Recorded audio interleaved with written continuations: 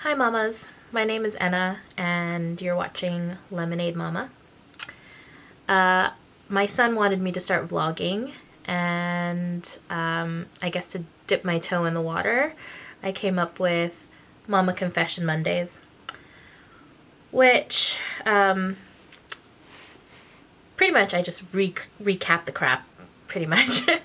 I wanted to be honest about what my day looks like or what my week looks like, and I wanted it to be honest. Like, I think a lot of times we look at the Instagram and we look at the Facebook and we look at the YouTube, and it's really easy to get in that mode where you're always comparing what your neighbor is doing and how perfect their life looks, and I know that's not true. I know there's some great moments, and I know there's some pretty hard, like clawing at the bottom of your sanity to get through the day moments as well. And I wanted to make sure that I was really honest, and that you saw a pretty honest representation of what my life looks like.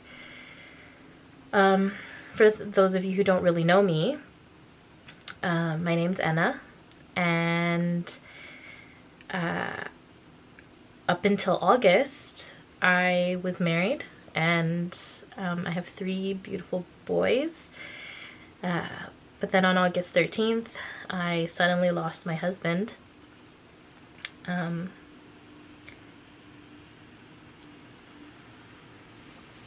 To a heart attack, and it changed our lives. It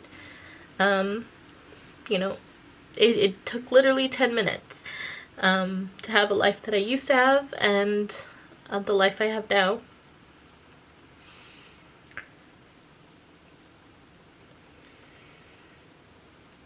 And so, I have to sort of reshape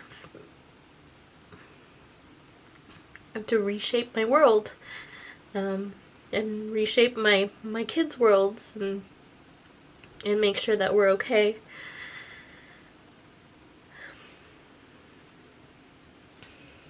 And it's been tough, and there's been some great moments, and there's been some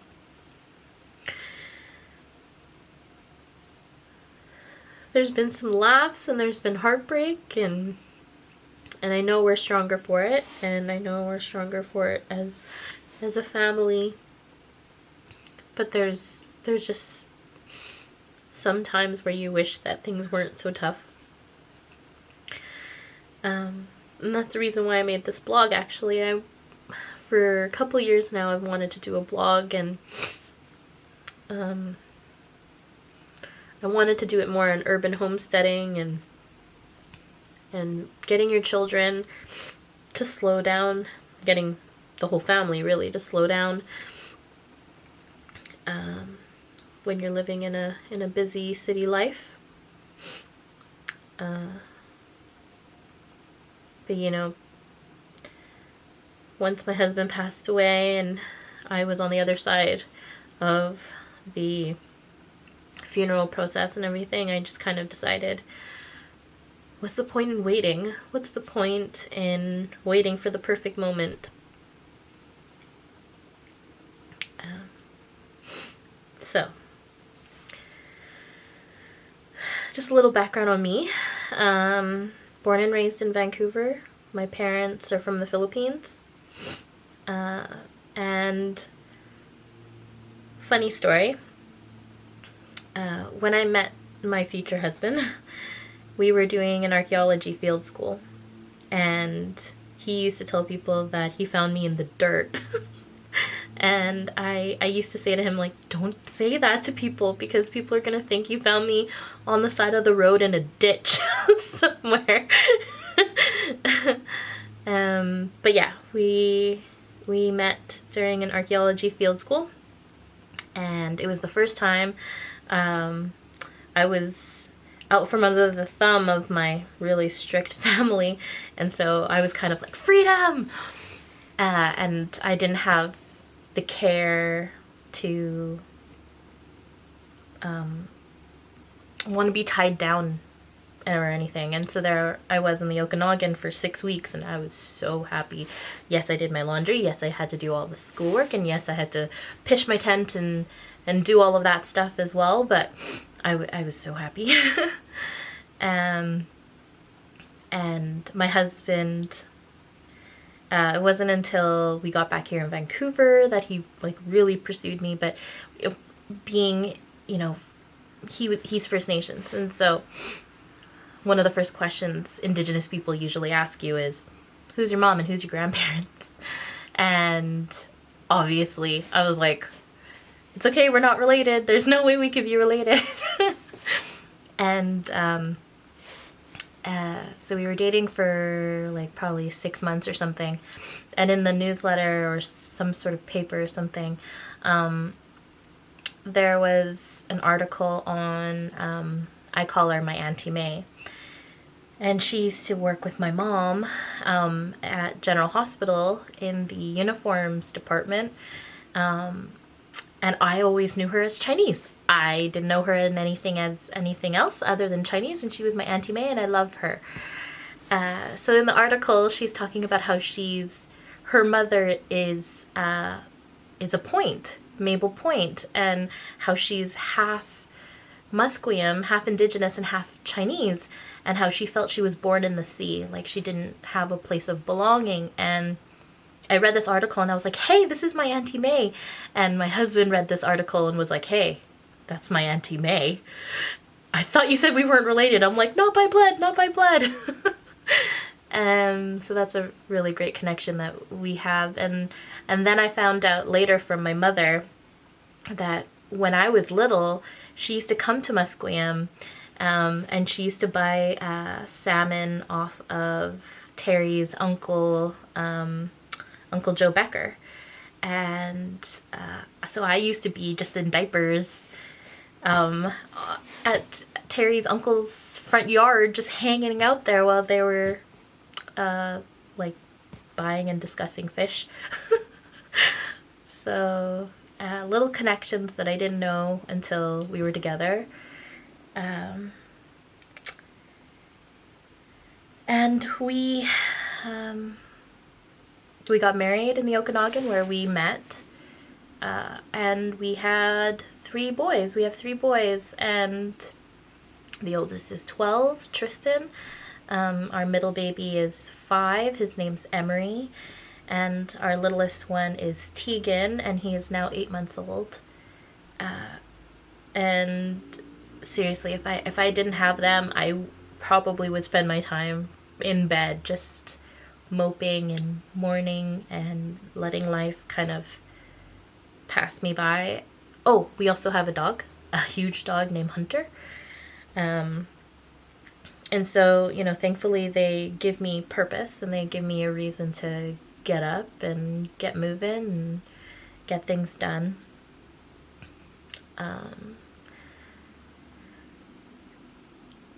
And just, well, like over the winter holidays, over Christmas and stuff, I wanted to make sure they had a really good Christmas. And I didn't mean just gifts and material things, but I wanted to build traditions, and that was from the get-go. Me and my husband, we always loved traditions, like having a bit of a thing to look forward to, and I wanted to make sure that we still did that, and that we adapted things to include Terry now that he's gone, and things that we can do as a family of 4 instead of a family of 5.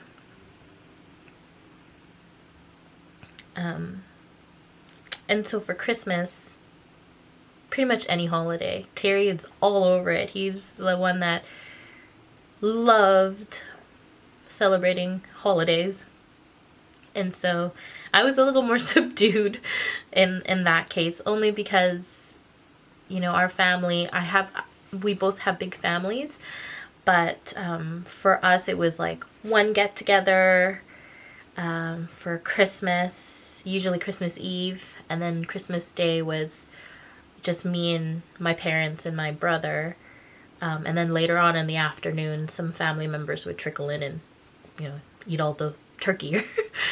Whereas Terry's family, living here on the reserve, I could probably chuck a rock in any direction and I'd hit a family member's house.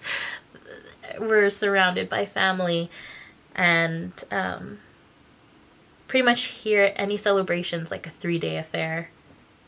And so I had to sort of make space in my life for that. And with Terry gone, I wanted to make sure that we kept those traditions and we kept that excitement. But we also had little traditions as well to remember and honor my husband and the father of my boys. Christmas was great. Christmas Eve was interesting, kind of COVID style. My dad got back from the Philippines and my brother brought him. My dad had a stroke in May, and so the left side of his body is a little weak. And we couldn't go to each other's houses because of restrictions. And so literally, this is so weird. We had to, we went to A&W drive-through. A&W, we got our food. And then we parked at a park, and I got my kids into the trunk of my car. I just lifted the trunk thingy up and they sat in there. And they were eating their food while my brother and my dad were eating their food in the kitchen, in their car. And we were kind of yelling back and forth to each other as we're eating. And then they got to get their presents and they were just excited, and they didn't care that it was so cold. And thankfully I had a sleeping bag in the back, because the kids just got to bundle up in the sleeping bag and they were so happy to just open up their presents. And Christmas Day, the kids got to open all their presents and they were super happy about it in the morning. And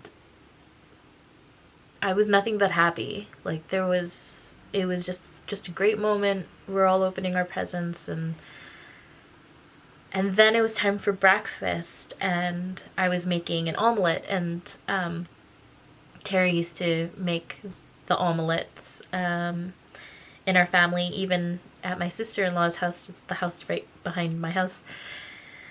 And that's where I got emotional. It wasn't anything leading up to Christmas. It wasn't Christmas of opening that got me emotional. It was making the freaking omelet that made me want to cry. Because that was his job. That was his thing that he did, was omelet. And I made it the exact same way he does. And the kid, my middle child doesn't eat it, but everybody else ate the omelet.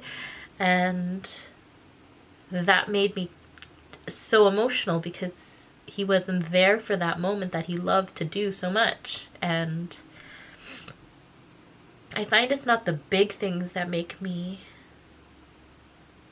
sad or upset. It's the small things. Like the first time I had to go grocery shopping after Terry passed away, it's almost like I was breathing through like my anxiety or something when I was at the store, because Terry would do most of the grocery shopping because I was pregnant at the time, or I just had baby, and because I just had baby in May and Terry passed away in August, so baby was only like 3 months old. Especially during COVID times, like he was the one that was going out and doing all of that stuff. And so I was at the store for the first time and I'm breathing through like doing this, and when I pulled into the driveway, that's where I started to cry, because he wasn't there to help me bring in the groceries. That was what was making me want to cry. It wasn't a big thing. It was a small thing, but it was those small things that made that made us a team, that made us our future. And so sometimes it gets me out of the blue, and sometimes I have to think about it and breathe through it, and sometimes I can laugh it off, and sometimes I can make myself busy and work through it. And there's other times where, you know, sometimes I just have to close the door and just let it run through me. Or I watch super sappy, fluffy movies that make me cry, like that. Well, that already I'm feeling emotional, so it doesn't take me long to cry, but because I need that ability to just cry it out, to like release it, and sometimes I just need an excuse to cry, I guess.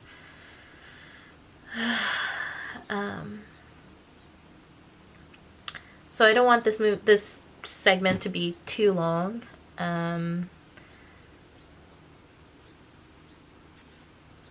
I guess the next ones after this won't be as long, but I guess I just had to sort of recap, and I'm sorry if I was all over the place. It's just one of those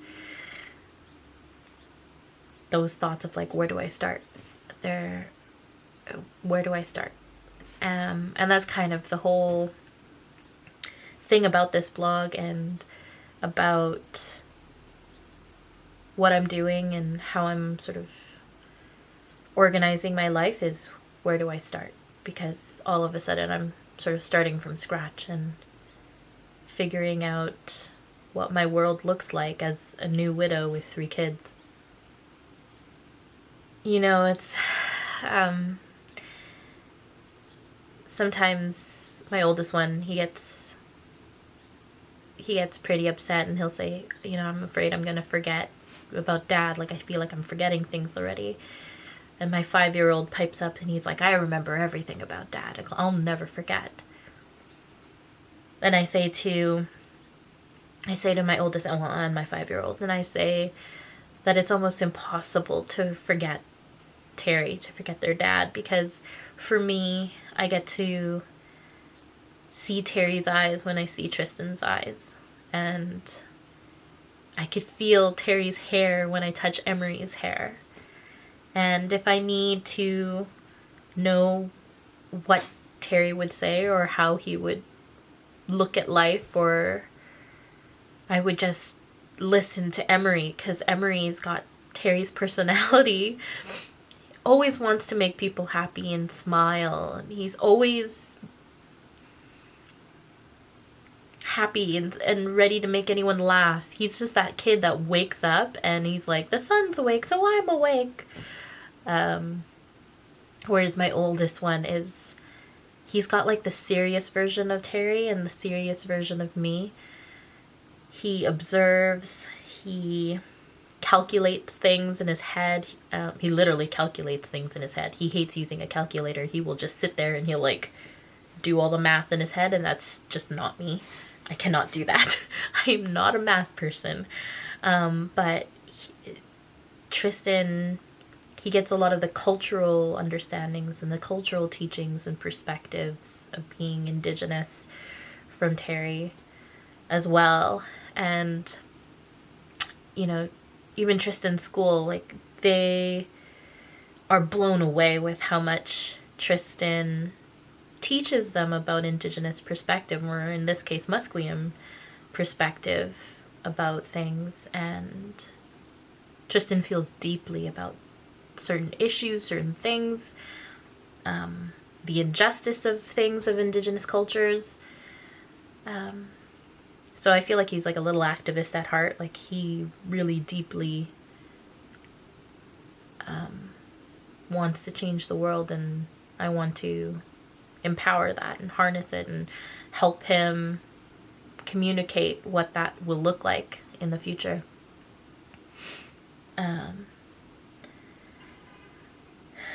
And Tegan, my littlest one, my 8-month-old, looks like a mini Terry. And I could already see a bit of Terry's humor coming out in him. And I always say, like, they get their smarts from me and their smart-assness from him, from Terry. And so whenever they say something a little smart-assy, pretty sassy, I'm like, oh, that's Terry. That is so Terry. Like, for example, Emery. Emery and Tristan go to the same school, and they have like a wolf on their PE uniform as their logo. And Emery was wearing it, and his uncle saw him, and his uncle was wearing a t-shirt with a wolf on it as well. And his uncle goes, "Oh, look, Emery, I go to the same school as you," or something to that effect. And Emery says, I didn't know there was a grade 100 at my school. Just like that slow burn. So that's Terry's humor to 100%. Terry was so quick to say something funny, and his laugh, like, I think all three of my boys to some effect have like a mixture of his laugh, but his laugh is so distinct that you could hear it and remember it forever. For me, when we were doing archaeology field school, my tent was one of the furthest tents away from the bathroom and the community kitchen area, and I had to follow this trail in the woods to get to the bathroom. And sometimes at night, and because we were in a valley, it gets dark pretty quick. And I'd start walking the path, but after a while, in the dark, you assume you see a path, but there's no path. And so sometimes I would be like, oh shoot, I'm lost. Or sometimes I'm like, God damn it, I have to go pee and I don't know where to go.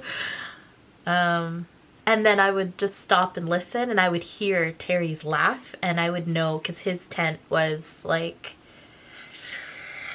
probably like 80 feet, probably like a midpoint between my tent and the bathrooms.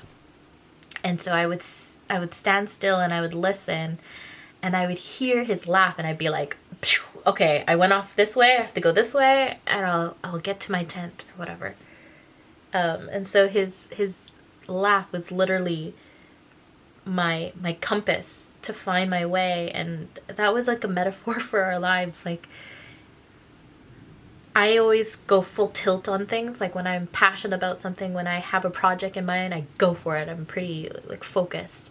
And Terry was always a good anchor to be like, hey, I know you want to do it. Let's think of all the steps first, and let's see how we can make it happen. But let's go about it in a smart way, in a good way.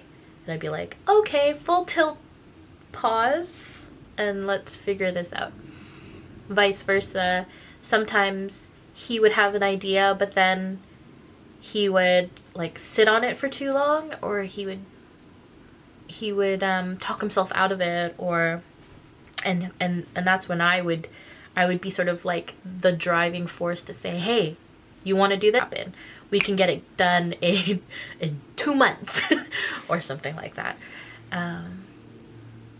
And for him, a lot of that stuff that he would just sit on was like furthering his education, or wanting to take an internship or that sort of thing. Part of him would say like, I don't know, should I? And he would sit on it, and I'd say, go do it. Go do it. If this is something that is important to you, if this is something that you feel like you can make a contribution to, then you should do it. And don't worry about me and the kids. I will make it work. Vice versa. We were really supportive of each other. Like, if he went to school or to get his bachelor's, for example, then I was taking care of the fort at home. Like, don't worry about it. I got this. You take care of your schooling, that sort of thing. And so we figured out ways to complement each other and strengthen each other. And whatever my weakness was, he took forward. And whatever his weakness was, I took forward.